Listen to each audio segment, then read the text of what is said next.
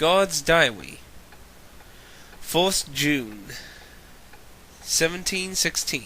It's been 2 months since I left, owing to my stay at St. Clara's. Lord Webster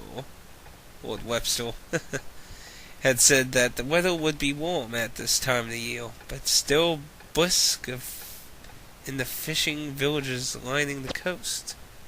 Oh, that's it? Oh. Hit down, there's more.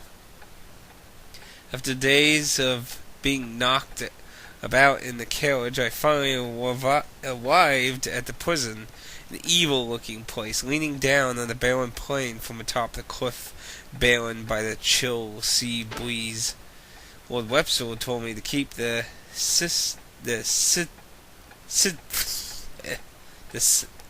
damn medieval words confined. I cannot say what lies within this old, lonely building with a clock ticking.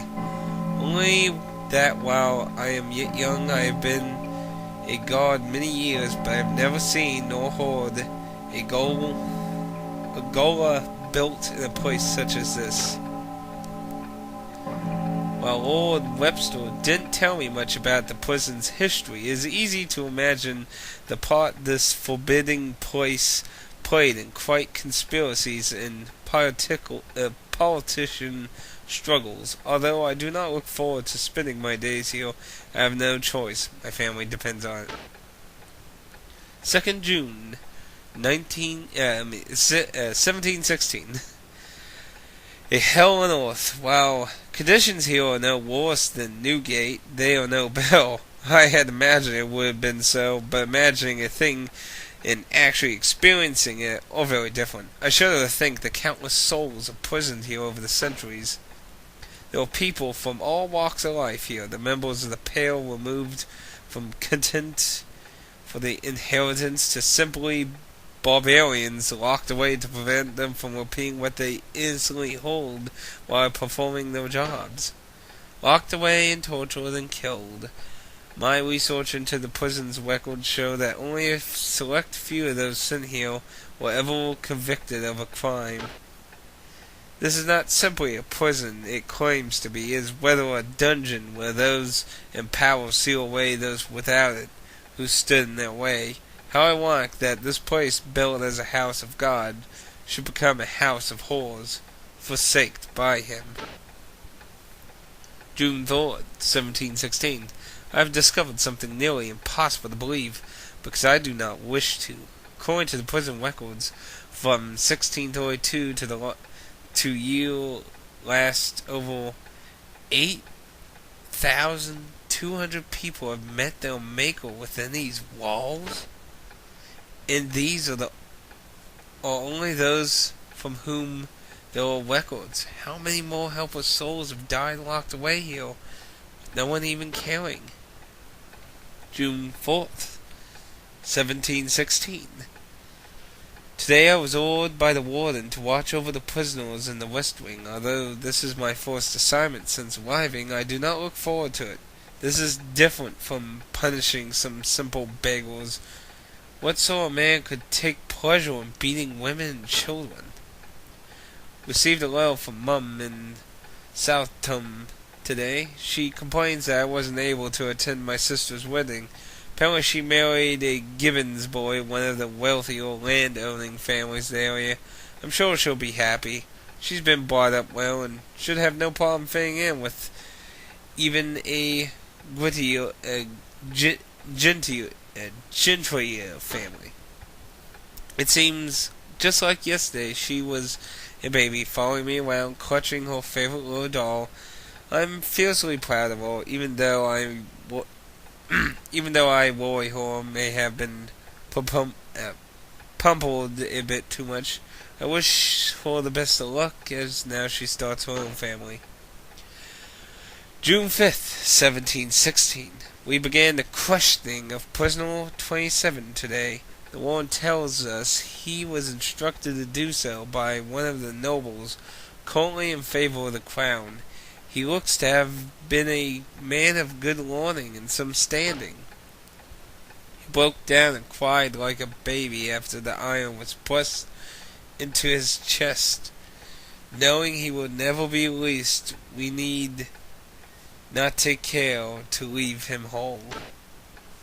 I am used to using water or a whack, something that would not leave a mark for such things, but here there is no purpose, no desire to convince on heathen or bring about. Oh my goodness, it's horrifying.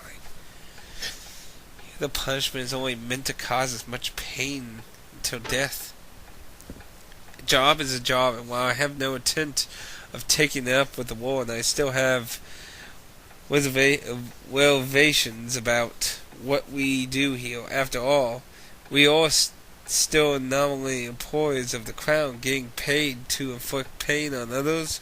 Are we no different than common ruffians? July 6, 1716. Torturing people has become a daily routine. There is no shortage of tools here: whips, chains, iron maidens, Spanish boots, cage, spiders. Wait, what the hell is Spanish boots? I'm gonna have to Google that. Even some I had never even seen before. I must admit, I'm impressed at the ingenuity of the human mind in the way that it can create such a main ways of inflicting pain upon a living being. But which is worse, those who think of such devices or those who use them? All those we torture beg us to kill them, but we insist to keep them alive, that they may suffer more. There was no rest for them, not now or ever. 14th August, 1716. Received a letter from my mum today. She says my brother is wanting to go to some fancy school in the East and needs money. Why he would want to go to such a place is beyond me. Imagine a university graduate in our family. I wonder what Pa would think. I know she gets some money from my sister's family, but I'm sure she doesn't want to always be asking for handouts from her doll. I want to help. I want to do as much as I can for my family. August 31st, 1716. The mad woman in solitary confinement has died. If there was such a thing as fate, she must have been born under an unlucky star. She was a merchant's daughter whose hand had been promised to the heir of a wealthy family, but he had to change of heart and abandon her. He eventually married a nobleman's daughter and was adopted into the family, which had no heir. She was brought here to keep out of the public eye. She kept the wedding dress she never got to wear until the day she died. I wonder who is more insane, or us. September 26, 1716. A strange rumor is making its rounds amongst the prisoners. A number of people say they've seen a sign from God in the night sky is growing. None of the other gods believe there is such a thing, but such rumors are often a sign of trouble. I hope nothing happens. October 3rd, 1716. Torture, pain, and death. These fill the days of all who live here. I come to envy those who quit living.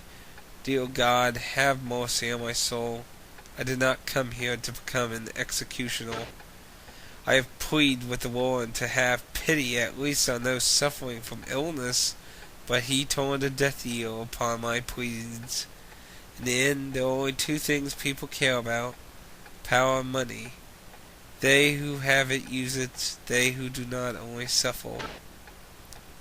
October 13th, 1716. I feel as if I'm losing my mind. I can no longer bear to hear the screams of those trapped here. Could I help them? I would. But since I cannot, I do not wish to share the confinement a moment longer. Were it my choice, I would quit this place at once, but my family looks to me for support. Also, I cannot let Lord Webster, who found me this job, down. I must repay his confidence in me. Other gods say that I will grow used to it soon enough, that I should not let myself be affected by trivialities. Trivialities. Can they not hear the screams? I understand now. They are as mad as any of the prisoners. That then is my fate. I too shall end up mad, just like them. October 28th, 1716. Woe unto you that desire the day of the Lord. To what end is for you? The day of the Lord is darkness and not light, as if a man did flee from a lion, and a bear met him, or went into a house, and leaned his hand on the wall, as a serpent bit him. Shall not the day of the Lord be darkness and not light, even though dark and no brightness in it? Book of Romans, chapter 5. November 4th, 1716. I am writing this after having been awakened by gunshots in the middle of the night. There were screams of joy and anger throughout the building. They were being attacked by armed band. Oh. Oops.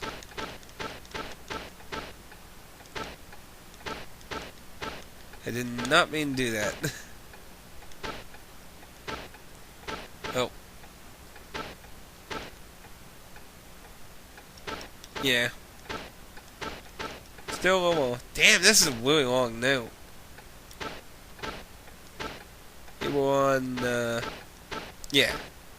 Almost there.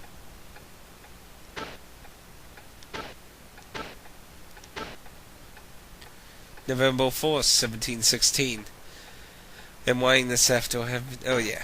Oh, we read that. Apparently the sign of God the prisoners have been discussing was actually a signal from people outside the prison plotting to aid their incarcerated friends. The freed prisoners are going mad, killing the guards and other staff. Their positions reversed. They flee for their lives, but are hunted down, beaten, killed, and even burned alive.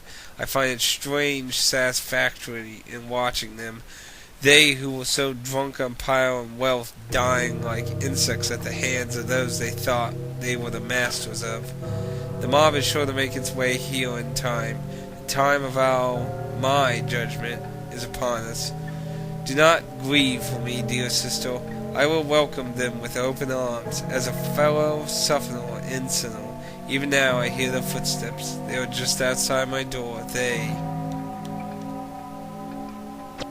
Wow.